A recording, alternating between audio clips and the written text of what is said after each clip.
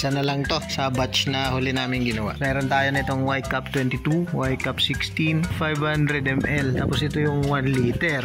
Yung sa slim may hard cups, tapos may soft cup. Ito ba, pag nilagay natin ito, hihigpitan dyan. Maglalak yan. Dalawa po yan para mag-counter. Pag hinigpitan dito, hindi natin ma-shoot yung tools.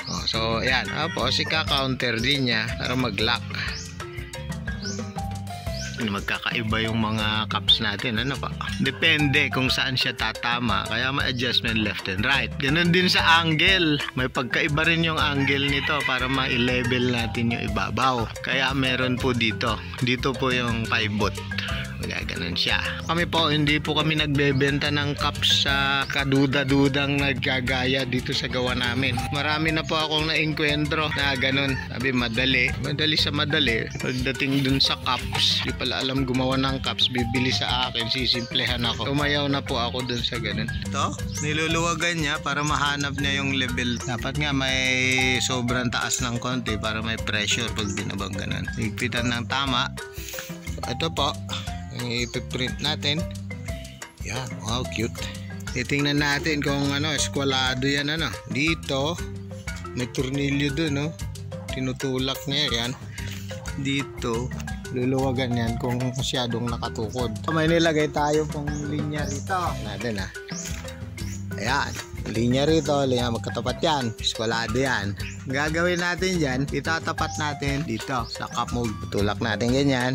Pag naitapat natin sa gitna, gagamitin natin yung linya para itapat yung squeegee. Ito po yung squeegee natin. Ilagay natin, yun, hanapin. Itatapat yung blade ng squeegee dyan. Ganito po yung ginagawa ko, yung iba ewan ko lang. Ganyan na natin, sasagad natin. May konting lumabas doon.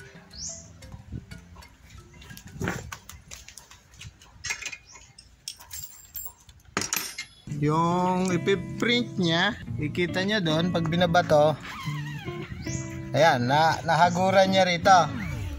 Ito yung pusa. Kailangan halos dumikit sana itong blade dito. Kaya ang gagawin natin, dito natin move.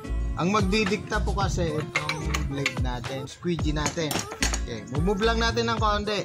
Yan, para pag binabangga niyan, makikita nyo yung image. Ayun siya, para mahaguran po niya lahat. Secure natin dito. Pag binaba natin ganyan, kukuha natin yung tapat niya, forward, backward, tapos yung twist niya gano'n para mahanap yung level. Pag naitapat nyo yung blade dun sa linya, check natin yan yung gitna ng cup. Pag-pullin natin yung linya, yan, pinayan na natin, saka natin i-secure dito. Ganun po yung pag-set natin dito. Ewan ko lang dun sa ibang gumagawa. Mga ilan-ilan na lang yung natira na kababayan natin na gumagawa po nito Dati ang dami namin. Okay, so check din natin dito kung naka-eskwalado. Okay naman. Tapos lalagyan natin ang cup para makita natin yung... So nakaset na po yan. Nailagay na natin na maigi to. Yung blade natin nakaset na doon. Lalagyan natin na... hindi lang. Para lang madulas yung surface yan bago tayo magpintura. Ink natin, naka-ready na. Dito ako nagbubuhos pag sa umpisa. So, ganyan. Pwede pa natin ibaba ito. Ito, press yung ganyan. Ikitan dito para bumaba siya.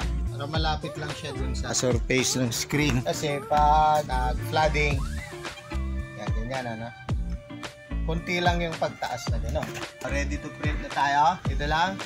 Magandang press lang na ganyan. Tapos pag binalik, flooded na. Palitan natin yung laman. Walang pinagkaiba sa to. Sa automatic.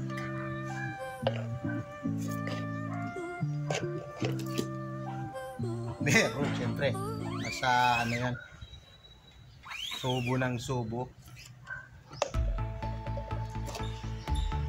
Pusin natin.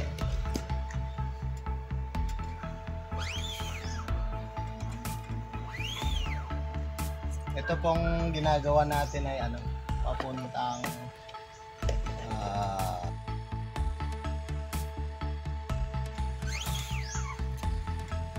Okay. Pag-gets nyo po yung hagod pag tumagal. Kita natin yung mga natapos natin. Okay. Pag-gets nyo po yung tamang pressure pag hagod. At ano na po kaya? Ayan po sila. Okay. Pagkita natin.